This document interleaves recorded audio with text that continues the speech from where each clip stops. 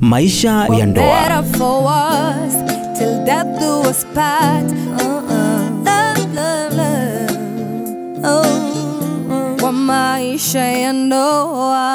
Welcome back. We are excited that you are tuned into Maisha ya Ndoa.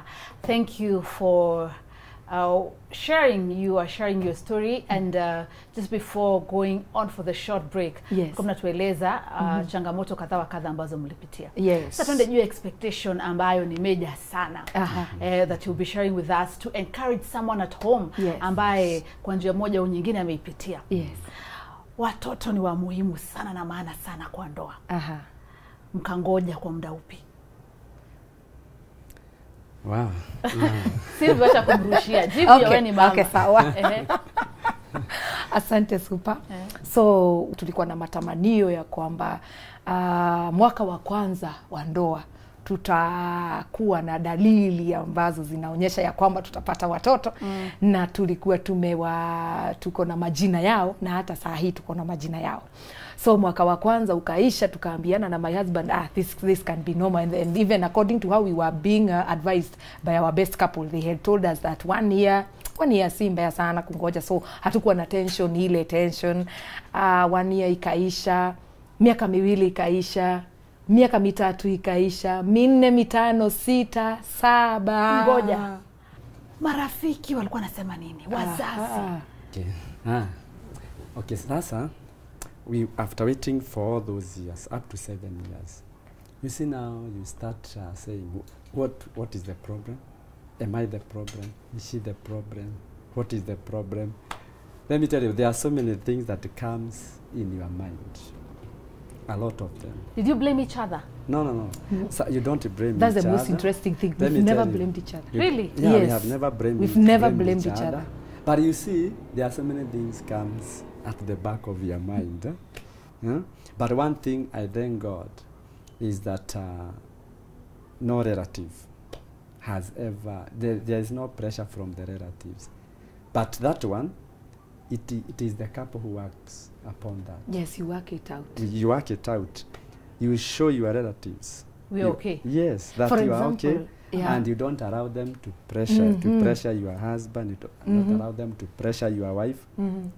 Like when you get married, make sure that you show your relatives where your wife belongs in your life and where she belongs in their lives. And she belongs to you. She does not belong to them. So before they may decide either to attack your spouse or do anything, no, they cannot do it unless they ask you some question. But the way you respond, it depends a lot with how you are going to cope in your marriage or with your spouse. So how you present your spouse, your relatives. And like the way he presents me, tukienda kwao nyumbani. I'm talking about now my parents in love. You know, he has always shown them that I am the queen, no matter what. I am the queen. So the first year we visit, he tells them, here comes my girl. Hata anaweza ingia wapikie chapati huko jikoni. The second year, the third year, the fourth year. So walimuangalia hivi. Wajua kuna vile unaweza jipresent kwa mtu, hata maswali yenye alikuwa anataka kukuuliza a withhold. Kwa sababu ya courage yenye uko nayo, na unamuonyesha it is well no matter what. And that has happened. Akawafanya mpaka wanipende, all of them, they normally embrace me so much. Watu wakati tunaenda family gathering, they just, I'm just one of them. No, questions must come. Always question must come. Is there something happening? But let me tell you, you tell them, God is there. There is something happening. We are waiting on God. We will tell you if there is a problem. And they keep silent. No, you silent. Wananyamaza. And the most interesting thing, super, ni ya kwamba, yani, hata tukienda mahali kutembea, this shocks me. Tukienda mahali kutembea sasa, tuseme tumesema sisi ni pastors in a church. So maybe tunaenda kutembelea wamama, wamejifungua watoto. We don't have a problem. Especially me when I'm going, ninaenda kuangalia wamama, unaenda unasherehekea na wao. And then maybe the ladies you are with, wanasema mimi naitwa Mama Blessing, mimi naitwa Mama Favor, mimi nikifika kwangu na mimi nasema mimi I am Mama Joy. And yes. Mama Prince. And Mama Prince. Wow. Yes. And even when we are with him and people are asking, no, how many children do you have? And then he's the first one, in fact, to say, very many of them. Mutakuja lini muone? Pressure hakuna? Pressure iko. Pressure ni mingi.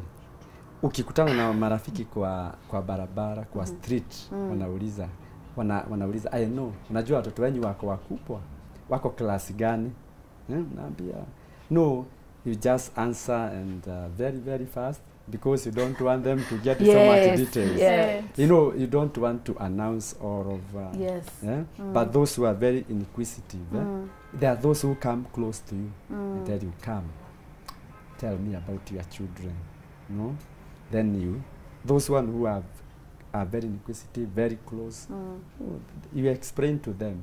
Maybe because when you are explaining to them, you are telling them, you are encouraging them, you are ministering to them. Yes.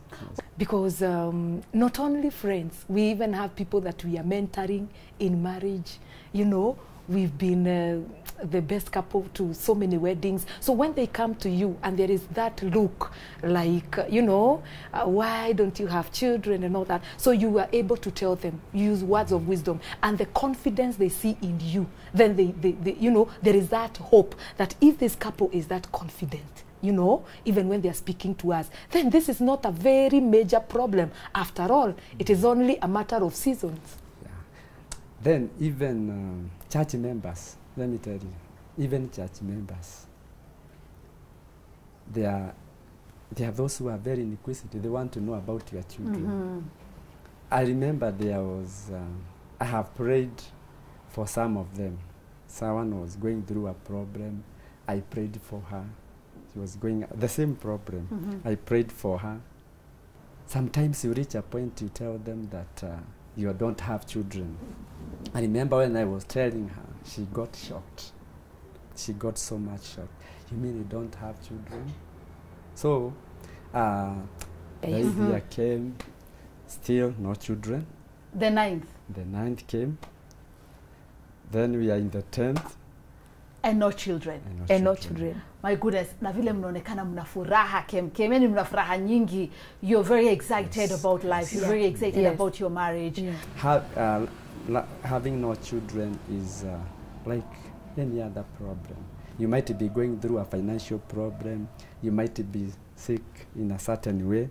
So even having no children, everybody have their own challenges. Yes. What about between the two of you? Yes. You said you don't blame each other. Yes. For real, 10 years down the line, and there's no iota of doubt or blame one to another kati yenu. Kidogo hakuna wakati unasikia ai inaweza kuwa ni mjama. Na wewe unaangalia unasema ai inaweza kuwa ni mdada. No, what he said, I think he had mentioned that, and he said that sometimes you can tend to think, is it my partner who has a problem or is it me who has a problem? But what we do, we don't let that sink in a way that it is going to affect you negatively and it is going to affect your marriage.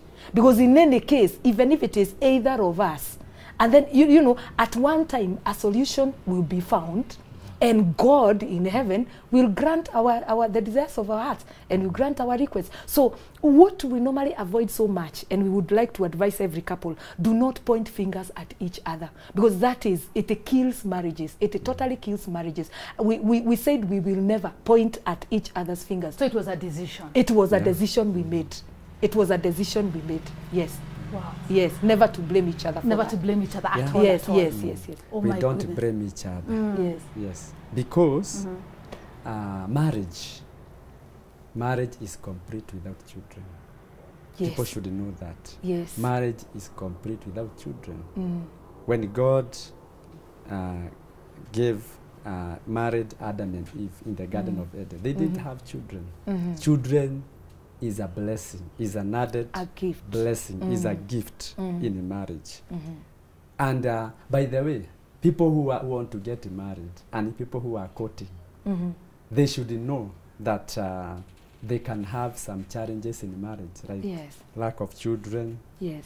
Even one of the spouse can get sick. How can you cope with that? So they should be able, when they are courting, they should be able to answer those questions, and you should be frank to your fiancé when you are courting and ask them, what about if this happens? Though you are not praying for it to happen, but you ask them, what if happens? How will you handle me?